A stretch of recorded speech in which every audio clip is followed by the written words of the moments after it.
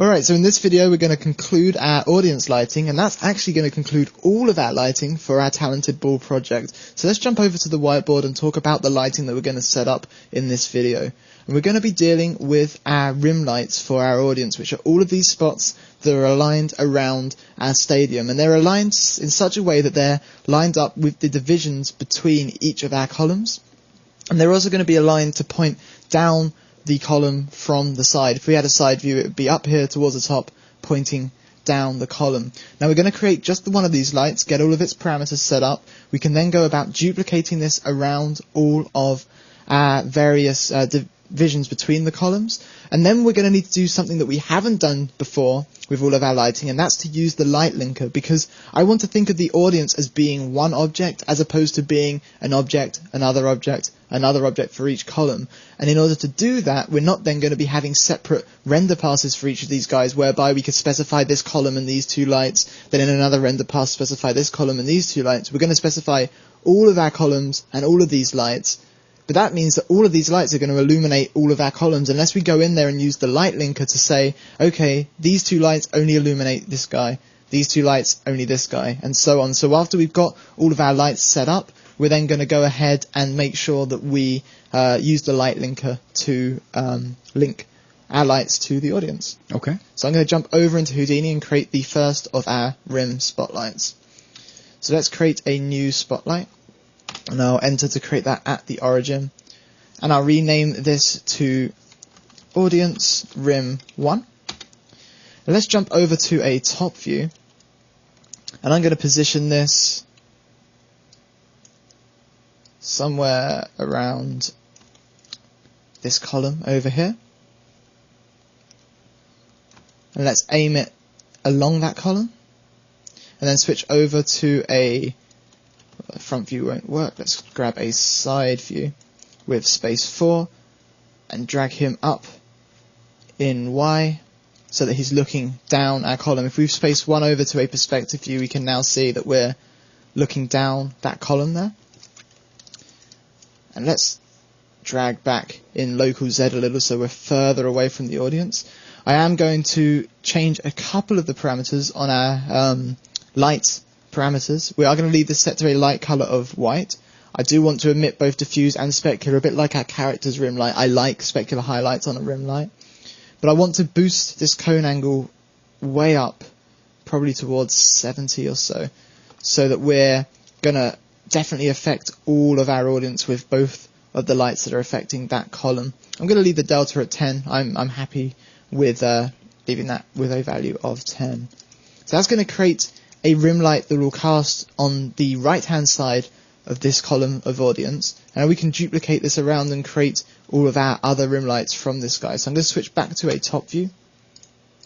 I'm going to Control C, Control V to create a new rim light, and I'm going to align this handle by right clicking on it to world and simply drag this around to approximately the same position but behind this column, then right click and align the target handle to world just so that we look down that division between the columns. So let's reposition that slightly, and you'll notice because we're moving in a top view, our Y values are going to remain constant. So if we switch back to perspective, we're indeed still looking down that column. So I'm going to switch back to a top view, Control C on our audience rim 2, Control V to create 3, align this handle to world and drag him down and around to the next column.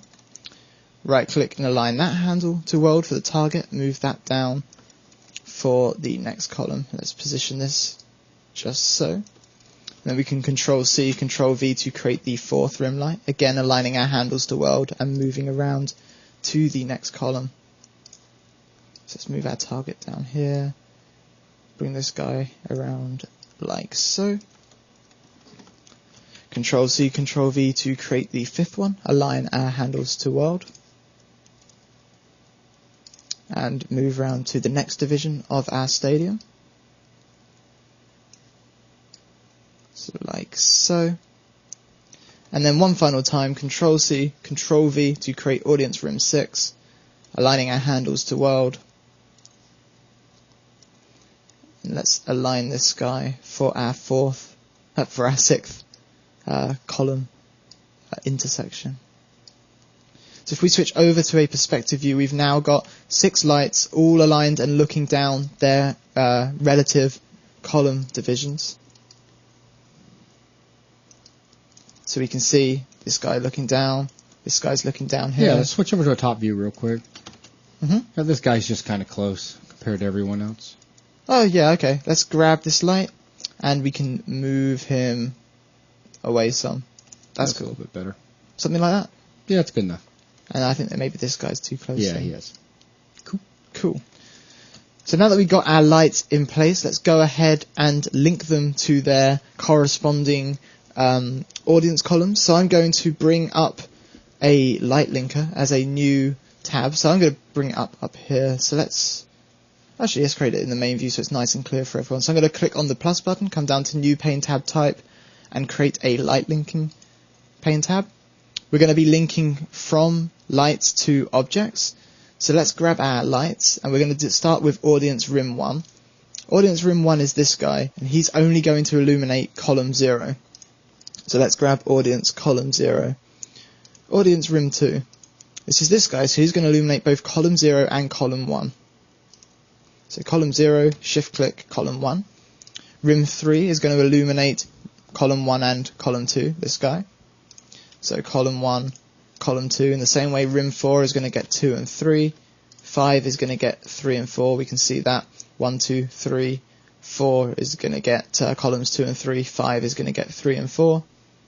And finally, 6 is going to get 4 on its own. So just to recap, audience rim 1 gets column 0 on its own. 2 gets 0 and 1. 3 gets 1 and 2. 4 gets 2 and 3. 5 gets 3 and 4, and 6 gets 4 on its own. So now these are linked to only affect their corresponding columns. So I guess we could fire off a quick test render. Things are going to be over bright, so I'm probably going to have to kill out a lot of lights. Yeah, we could just disable a lot of the lights and then just render it with. Yeah, so let's grab all of these and all of the lights that set up our characters. Go ahead and grab the character bounce too. Yeah, let's take him out. And we can set all of these to disable the light.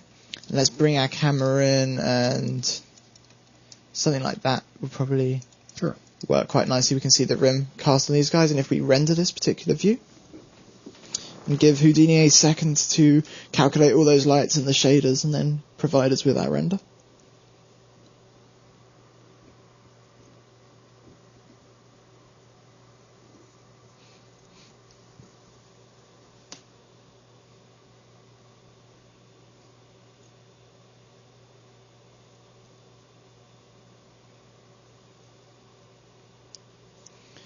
So we can see nice and clearly the rim lights that are being cast on all of our audience members, which are really going to help to distinguish each of the audience members, both in the first shot where we're looking at the audience up close, but also when we're in the distance, it's going to make it very clear where the outline of each of the audience members are. So in shots 3 and 4, this is going to be a very useful pass for bringing out the idea of an audience without necessarily having the audience over bright and in your face. So it's an incredibly useful pass that we've created by setting up these rim lights.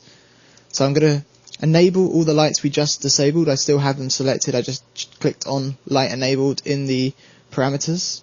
And with that, that's going to conclude both our audience lighting and all of the lighting set up for this project. So thanks a lot.